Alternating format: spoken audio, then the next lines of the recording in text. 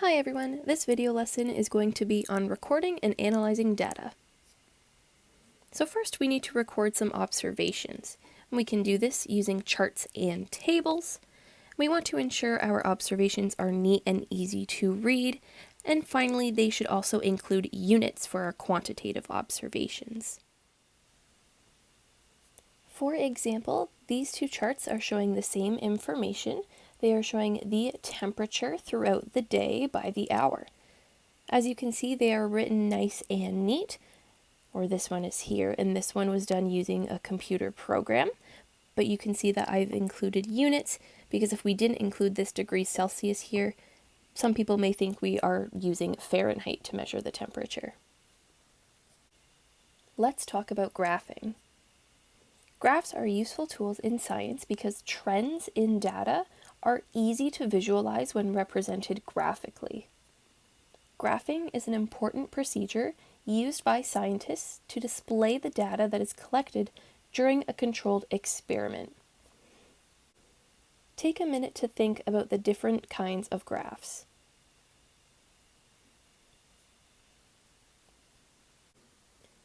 First, let's look at bar graphs. These graphs are used to compare amounts. So for example, in this class we are comparing the type of pet. So we're comparing the amount of birds to the amount of cats and so on. Next we have scatter plots and line graphs. These are used to show the change in one piece of information as it relates to another change. So for example, as time goes on, this dog's running distance gets greater and greater. Finally, we have pie graphs, and these are used to show parts of a whole. For example, this pie graph is showing us a grade 9 class's favorite social media. As you can see, TikTok has the majority vote here, and Facebook has the least. Scatter plots are the graphs that are most often used in science, and they're used when both variables are quantitative. So down here we have an amount that can be measured as well as along the side. Remember, this is our independent variable and this is our dependent variable. They are drawn in pencil and you should use graph paper. What does a scatter plot need? First, we need to have a descriptive title along the top of the graph, and this is going to tell us what the graph is about. Next, we need the scale to have equal increments. So you can see the x-axis is going up by 2 and the y-axis is going up by 10. We also need axis labels, and remember the independent variable goes on the x-axis and the dependent variable goes on the y-axis. We also need to include units for our axes. So for example, here I have percentage to show that the grade is a percent, but say this value was temperature, we would have to indicate that it was degrees Celsius or degrees Fahrenheit in these brackets, or if it was a distance, we would want it to say centimeters or meters or kilometers and so on. We also need to make sure that our graph has a legend. Sometimes our graphs can have more than one data set on them, so we need to indicate which one we're talking about. And finally, these graphs usually have lines on them. Now we can either connect the dots to make it a line graph, or we can use a line of best fit as shown here to show the trend of the graph. And we'll talk about this a bit more on the next few slides. So here are two examples of a best fit line graph. One is drawn correctly and the other is not. Take a second to think about which one you think is right.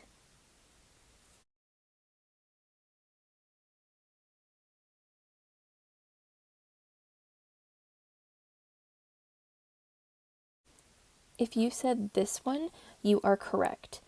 This line of best fit is drawn with a ruler, whereas this one over here is curved. And now this data set doesn't appear to be curved, so the straight line of best fit is a better match. Next, let's talk about types of correlations. A correlation indicates the relationship between two sets of data, and there are 5 types. First, we have positive correlations. So as the independent variable increases, the dependent variable increases as well. And this can be either a strong positive correlation or a weak positive correlation. And this one is weaker because the dots don't line up on the line of best fit that well. See how on this graph, almost, I think all of the points here are touching the line, and that means it is a strong correlation. Next, we have a negative correlation. So this means as one variable increases, the other variable decreases. And this again can also be strong or weak. So this first graph shows an example of a strong negative correlation. As this value is increasing, this one is decreasing. The second one just shows a weaker negative correlation. See how those points aren't really lining up on that line of best fit? And then finally we have no correlation. So this means there is no relationship between the variables.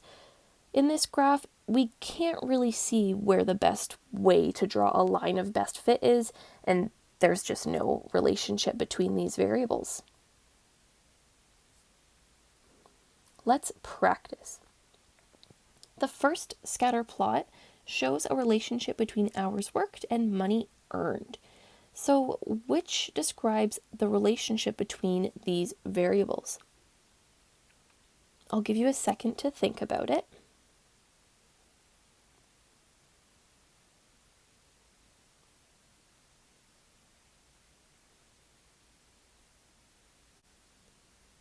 As this variable is increasing, this one is also increasing. So we know it's positive. And if we were to draw a line of best fit, we could probably hit almost all of the points on this graph. So therefore, we would say this is a strong positive correlation. Now look at this second example. This scatter plot shows a relationship between age and height. Which best describes the relationship between the variables?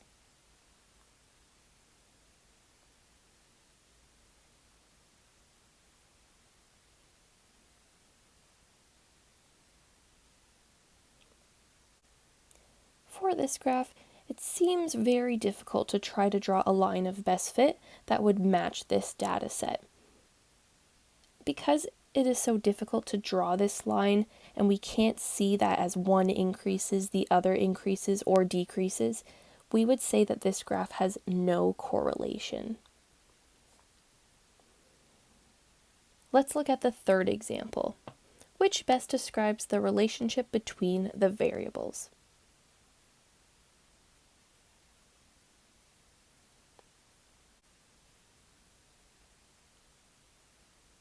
In this example, as one variable is increasing, this one appears to be decreasing, so we know it is a negative correlation. Now, is it strong or is it weak? Remember, if we want to draw a line of best fit, we have to see if all the points are close to the line. In this case, they wouldn't be very close, so we would say this is a weak negative correlation. Finally, we have the last example. Which best describes the relationship between the variables?